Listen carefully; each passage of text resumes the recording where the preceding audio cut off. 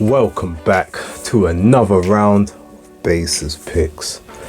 As always, please like and subscribe, share with a friend, a colleague, a relative, an associate, an enemy, any and all in between. It is appreciated. Now look, obviously last week we done Bases Picks as a live stream. It was a bumper week, a very important one, so we decided to do it interactively. I'm back to regular format today, but there's a lot of boxing on this weekend. It also doesn't help the fact, obviously, it's St. Patrick's Day on Sunday, so to all the paddies, all the Irish out there, you know, happy St. Patrick's Day. Obviously we'll talk about that later on in the weekend as well. But with that being said, there are cards that are actually taking place on Sunday, so there's even more stuff to talk about. Because of that, I'm gonna go through as many of the fights as I can, but there's not going to be any technical breakdowns. There's not going to be any how I see the fights playing out. I'm just going to have to give a general thought on the two fighters and then who I think wins and how I think they do it. Sorry, but I'm going to have to truncate it. I don't have enough time to give every single fight the amount of time and attention they deserve, but I'm here. So without further ado, let's get into the picks. Okay, so look, first up, we've got the Queensberry Magnificent 7 Rides Again card. Last year, the Magnificent 7 was arguably the best UK card from top to bottom that was created in, in Britain, in the UK. So this one's got a lot to live up to. The matches, at least, are somewhat competitive. They are definitely, they're no really one-sided gimmies, or at least not on paper. So that is a recipe for success. It's a shame I'm not actually able to attend. I was given an accreditation to go, but yeah, circumstances beyond my control prevented that from happening. But we'll make the most out of it. Who knows? Maybe if people are interested, maybe a cheeky live stream watch along. I mean, you guys could let me know in the comments if it's something you're interested in. But with that being said, let's go through the card and just talk about some of the fights that are taking place. Now, I think the first fight of the night will probably end up being Ezra the Cannon Taylor against Prince Okonati. I've got no particular knowledge on Nati. I do know he was knocked out in his last fight. So suffice to say, on the trajectory that Ezra's on, I'm expecting this is a bit more of, not so much a keep busy, but it's one of those type of just activity fights. I'm expecting a KO here, probably in the mid rounds. I would think probably maybe round 5 or 6. Yeah, that's sort of where I'm going to go with that. No real reason other than I know Ezra's Taylor and I know his level is what I meant to say, but I don't think that Nati's probably going to be anywhere near that. I think the next one moving up will likely be Dennis McAn and Brad Strand. Now, Dennis the Menace McAn 14-0-1, Brad Strand 11-0. McCann's got a bit more of the experience of the two. If I'm correct, I think Brad Strand's Liverpudlian. He's from, I think he's up in one of the Merseyside boys. So he's coming teeth tough. He's coming to win. He's coming to put his all into this fight. However, being 11-0 with only 3 KOs, definitely not a puncher.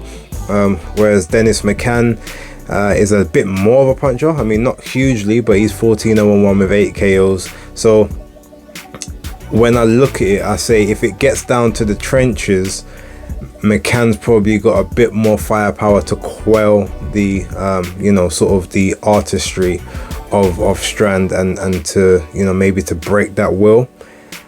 I don't think this fight ends in a knockout, but I do think that McAn does enough to quell the fire of Strand, and I think he wins a points decision. I'm reckoning unanimous points decision, so not majority, not split. I definitely think he probably wins the bulk of the rounds in this fight. Up next, I think, is Zach Parker and Tyrone Zoig. I mean, Parker's what now, 23? I think he's 23-1, and Zoig is like 27-1-1. But his best days are well and truly behind him.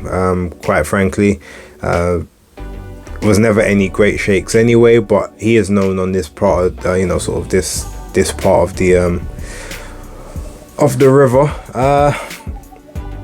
I mean, I think this is another sort of comeback-ish type fight for Zach Parker. I don't know what particular belt's on the line. It's probably like a WBO European or something like that in the light heavyweight division. I do think it is being competed at light heavyweight. Bear in mind, I haven't actually checked the weigh-in. I know there was a weigh-in earlier. I haven't actually checked anyone's weight, so I'm not sure if this is actually going to be competed at light heavy or if it's going to be competed at super middle, because I know Zach Parker was saying he was looking to move up to light heavy, but he can still make super middle. So I'm not sure what the bout is for, but I do think that Zach Parker will win. I think he's likely going to win via stoppage, and I do think that stoppage will take place about round, I'm going to say round 7. Yeah, that's sort of the prediction for that one. Pierce O'Leary against Havanis Martirosyan. Now this is going to be a very interesting fight. So you got Pierce O'Leary, who is 13-0 with 13-0. I think is he got 12 KOs as a pro? No, he's got less than that. 13-0, 7 KOs. So yeah, not the biggest of punches, but a lot of his KOs have started to come in these later fights. So he's definitely finding his power right now. And then Martirosyan is 16-0 with 10 KOs. So on paper, you say, well, he's the slightly bigger puncher. He's got a bit more of the bit more experience in the pro ranks, but his level of competition probably hasn't been as good as O'Leary's. That's not to say O'Leary's has been great, but it's probably a little bit tougher go round in the sort of, on that British and Irish circuit. So I do think that O'Leary will win this one. As I said, the power has started to really come through as of late, so I'm going to predict that Pierce O'Leary wins this fight via KO/stoppage in about 5 rounds. I'm going to go between 5 and 7, but I think it'll probably be over within the first 5. Liam Davis versus Eric Robles, I believe will probably be the next fight on the card. Now Davis is 15-0, Robles is 15-1, and I believe it's for the IBO World Super Bantamweight title, vacant title. Some people count the IBO as a legit belt. I particularly don't, but I count it on the same level as a WBA regular.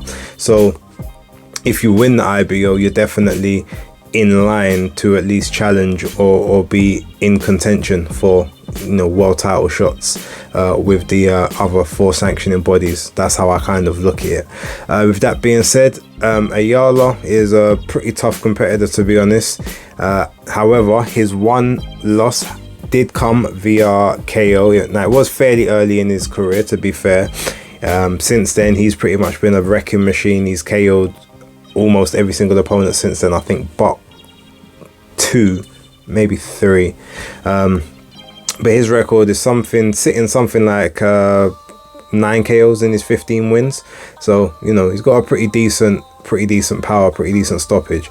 But when we look at Liam Davis, I mean, he's really started to sort of come into his own in terms of his power shots as of late, and he's definitely sort of developed a knack of actually catching his opponents at the end of the shots rather than in the middle at the start. To be honest, he's got a bit of a crude style, but it's weird. As technically unsound as it looks, it's very effective, and he seems to be able to rough up his opponents kind of early, get to them early and sort of fluster them. I do think I will be picking Liam Williams via stoppage in this fight, but I do think the fight goes late, so I'm predicting probably around about round 9 or round 10. I can't see it happening before then. I mean, look, it could, but I think Ayala will put up enough of a fight, especially as there is a title on the line for him. Yeah, that's sort of my thoughts on that one. Ethan James, Owen Cooper, I don't really know either of them that well, so I can't give any great shakes prediction.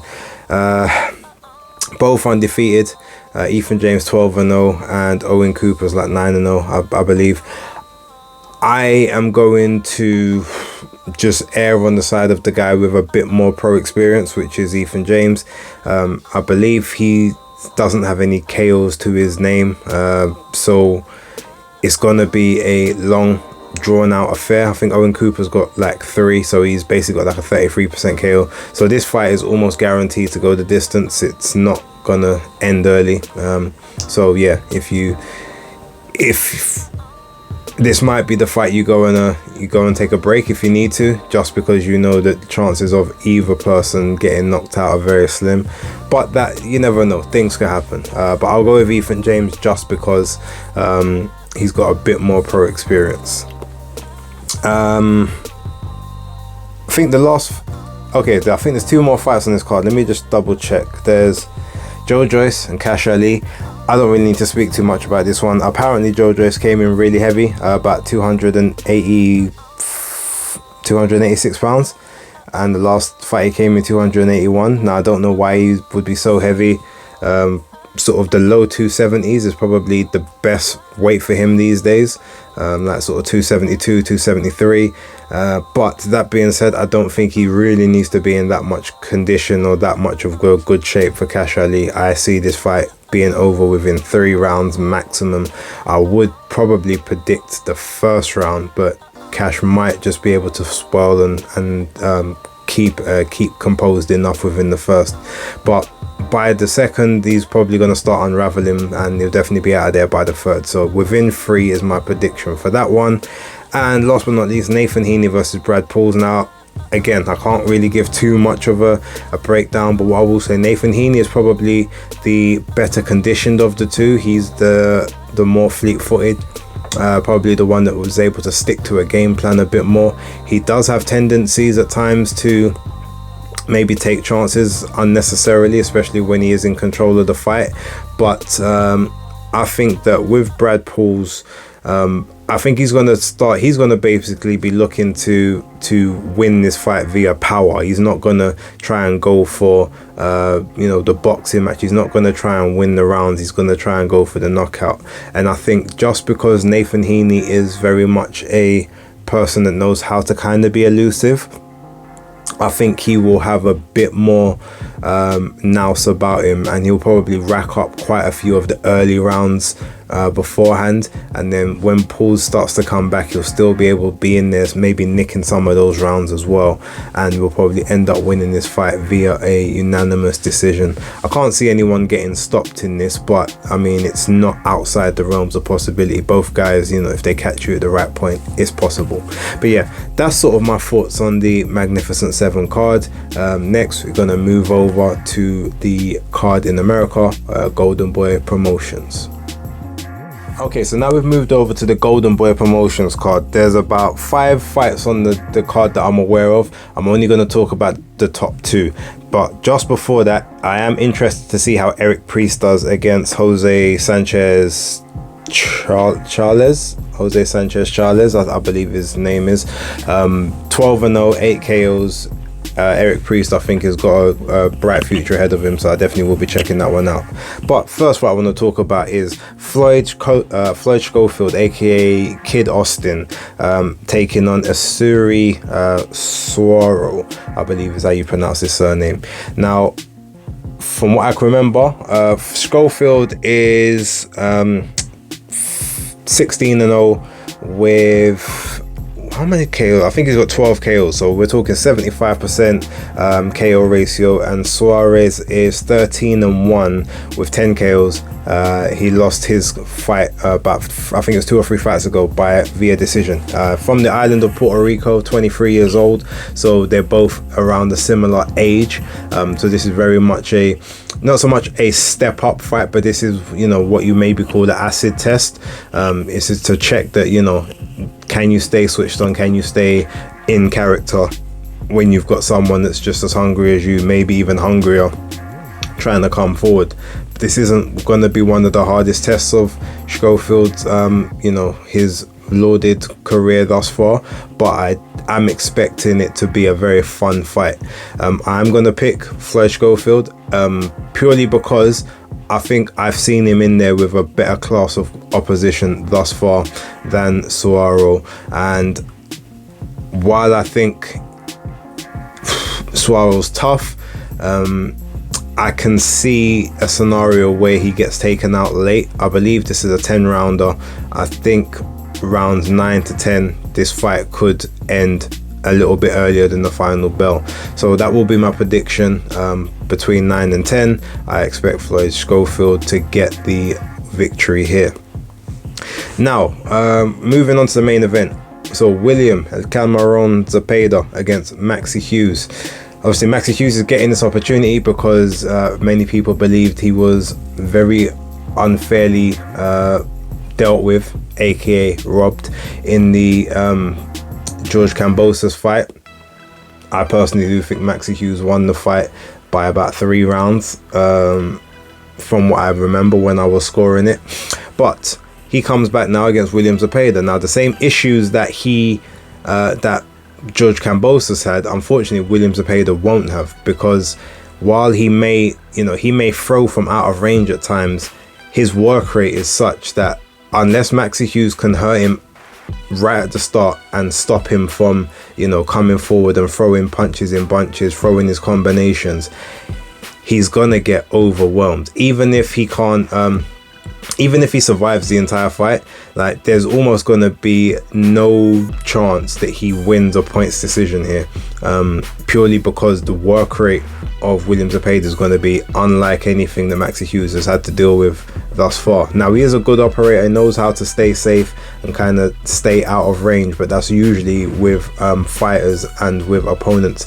that are used to taking breaks, having to take rest. Zepeda will not do that, so I can see him basically getting overwhelmed, especially in the first half of the fight, and unless you're someone that's teeth tough like a Jojo Diaz, the chances of you staying on your feet throughout this entire time is very slim. So for that in mind, William Zepeda is my pick. He's got a very high ceiling at that 135 division, and not only is he my pick, I do expect him to stop Maxi Hughes, and I expect it to be around the 5th or the 6th round.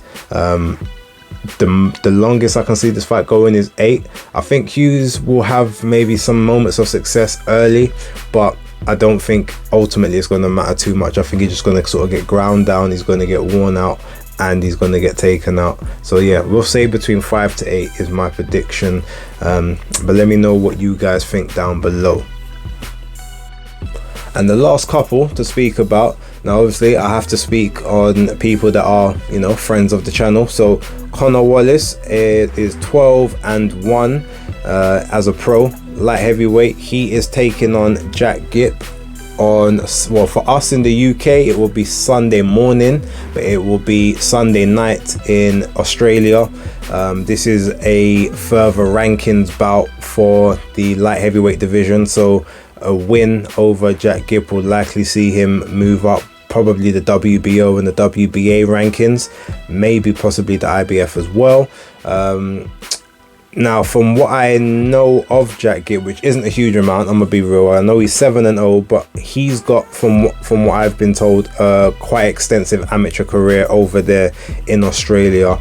Obviously Conor Wallace had a pretty extensive amateur career in Ireland and the UK, so this is definitely going to be kind of a battle of the tacticians, or a tactical battle. That being said, Jack Gipp, he's 7-0, but he's only got 3 KOs, so while he's not feather fisted with that kind of record, it does suggest that he's not the biggest puncher either. He's also much shorter than Conor Wallace, so Conor can have an easy time keeping this behind the jab, especially behind that southpaw jab, lining up the backhand and sort of driving it straight down the middle, as long as he keeps himself switched on and keeps composed. That being said, I mean, I'm going to assume Gip has been fighting taller guys his entire career, so we'll probably have something over that.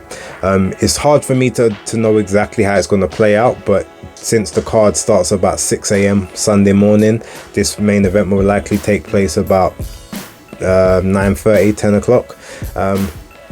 Maybe earlier, maybe 8:30, 9. So yeah, I'll be watching. I am expecting Conor Wallace to get the victory.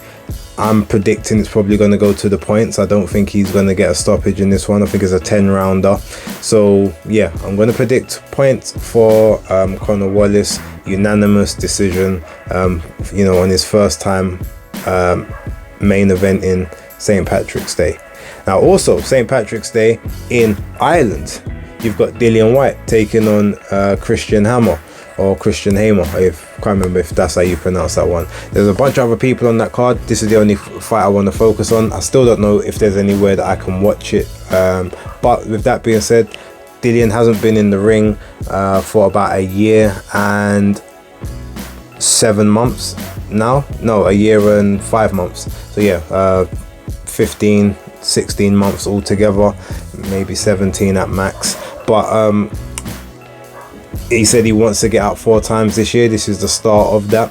Now Christian Hammer will give him some decent rounds for the first maybe 1 or 2, possibly 3, but after a while he will sort of look to capitulate. I can see Dillian's been working with Buddy McGurk, and you know Buddy loves to go to the body, so I'm assuming the body snatcher is going to be digging in a lot of body shots in this one, you know, sticking his toes into the ground, really twisting at the hips, really sort of banging away at the body. And I can see him getting a stoppage here in about maybe round, I think maybe round 4 or round 5.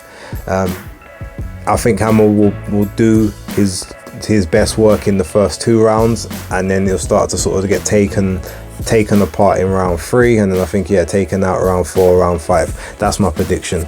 Guys, let me know what yours is down below. Sorry I couldn't get more technical with a lot of these fights, but there was a lot of them to go through. Like, subscribe, share, think about memberships. Let me know if you are interested in maybe doing a live watch along for the event for Magnificent 7, or even maybe a late night one for the one at Golden Boy. Let me know if it's something you're interested in. Maybe I'll look to do it. But for right now, that is Basis Picks locked.